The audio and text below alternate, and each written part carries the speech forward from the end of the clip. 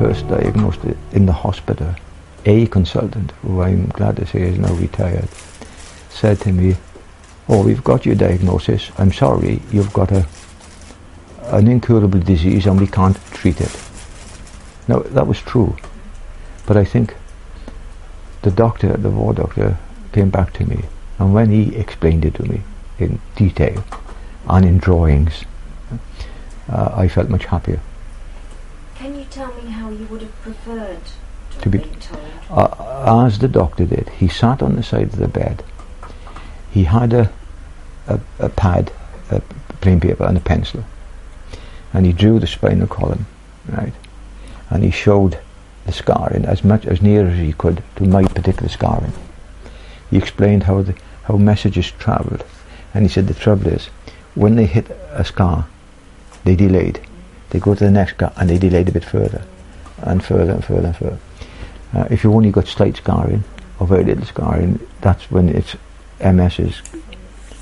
But unfortunately, I got quite severe scarring, and so the messages are delayed quite a bit. How do you think that information should be given? Well, I think it should be given in the way that my present consultant has given me other news.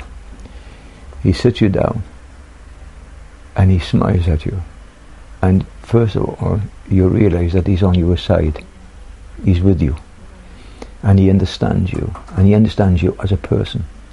And when he tells you or gives you news, like when he gave me the final diagnosis, it was done in a way that, in fact, he held my hand, you know, and he told me, first of all, he built up to it.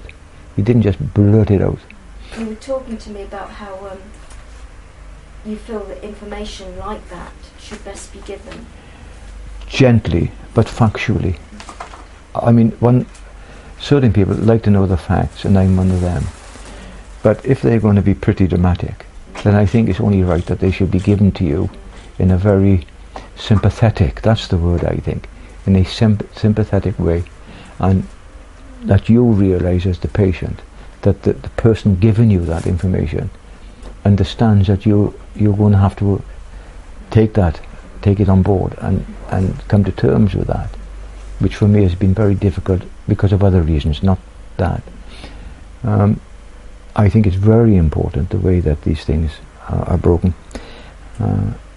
It doesn't really matter how brave you are or how not brave you are.